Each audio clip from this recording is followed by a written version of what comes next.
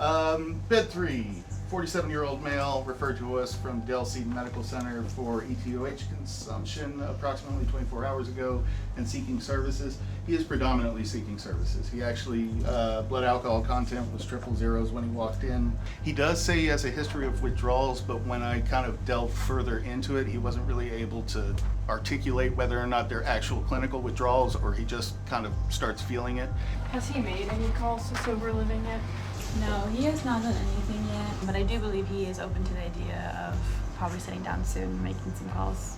Anybody who's publicly intoxicated in a place that they should not be publicly intoxicated, we welcome them to come to us. So the first person they see is a medic. They get a screening. That medic is going to decide whether or not they're safe to stay here. They can come in with chronic liver issues. They can have been in a bar fight. They might have a head injury. If they're safe to stay here, they will admit to the dorm.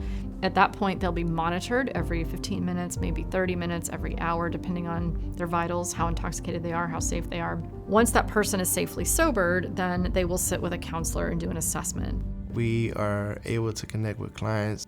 Most of us who are here, we're in recovery, so we understand the struggle. So we have that compassion and empathy to not judge them when they come through or treat them as a person. I love to hire people in recovery.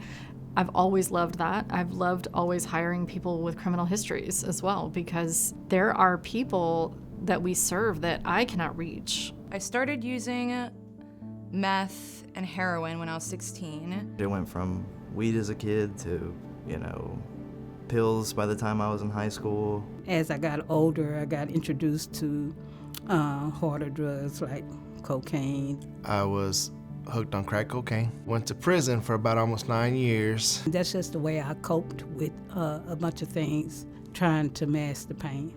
I think over the years, it's like we've gotten better at finding people who are very committed to the mission and who actually like this population of people. It's like a skill set. It's its own skill set. Every morning I show up and I know that somebody probably had the worst day of their life, or they've been having a series of the worst days of their life, and they get to sit and talk with me over coffee or oatmeal in the morning, and really get to have a human conversation. I believe it helps tremendously when somebody can relate to somebody else's struggles and suffering and pain. It kind of like gives them that little seed of hope. There's an incredible amount of judgment and shame around addiction, and part of it is because it is a brain disorder. And so your brain, when hijacked, has you doing things that really piss other people off. And so our reaction to that is to punish. Our reaction to that is to push out. And our reaction to that is not to take care. It's kind of cool to watch these little moments where people kind of and get to be a human again. And that happens like 100 times a month here. You're providing dignity in like a healthcare setting, and that's often something people don't get who are using substances. If clients are willing to have at least a little bit of a conversation and start to build that bridge, they do feel comfortable enough for us to help them get somewhere. It's very challenging for someone to get sober when they don't have a place to live, or they don't have anything else going on that is giving them that purpose and that meaning. The Sobering Center was designed as a short-term, almost a stationary ambulance kind of quick intervention. We have turned it into something a little bit more robust than that.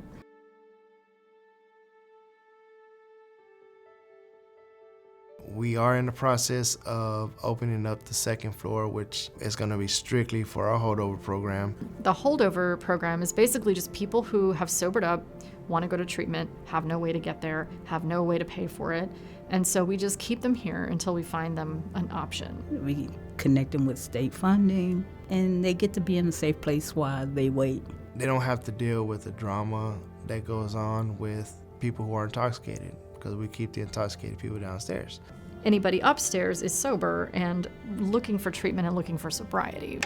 This space we're hoping is going to be a meeting room, tables, chairs. I think we're going to do a couch, whiteboard, TV.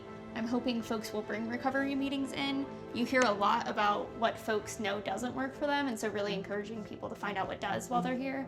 This is going to be observation, but upstairs. We'll have less medics up here, but we still want somebody around just in case of emergency. And then this is kind of the main attraction. So this is 11 beds, plus the 3 in the hallway for a total of 14. And so we have the hospital curtains in here, so when these are all shut, it's gonna give kind of that illusion of privacy. There'll be a bed, bedside table, some sort of light. This really will provide a separation for folks. So currently right now, the folks that are under the influence and the people who are sober are sharing space, which is kind of crazy. And so this will just be better for everybody involved. And then these 3 rooms are all private rooms. They're sized to be detox compliant. So in the big dream down the line, we would actually license these rooms for detox for folks without insurance. That's currently a service that doesn't exist at all in Travis County. Those people treated differently really can flourish. And, the cost to society of them not flourishing is significant.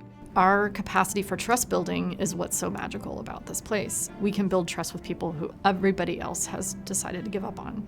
When family members reach out, when clients reach back out, that's the thing that gets said time and time again, right? Is like, I was treated with kindness and compassion for the first time in a long time. It's a human condition, and we're not treating it that way. We're treating it like it's a moral failing and not like it's kind of the way people are. This is the way people are. They don't always make decisions in their best interest, and we still show up. We try again. We just keep coming back. We just keep trying again.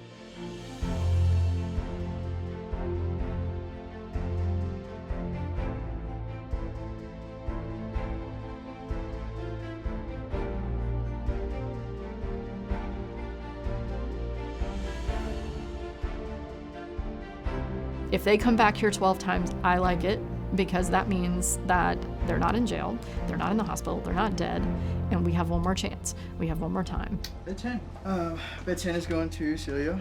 So I have a 31-year-old male. His main drug of choice is ETOH and oxycodone. He said he's been clean from oxycodone for about a week. Medical history he reported is ADHD, bipolar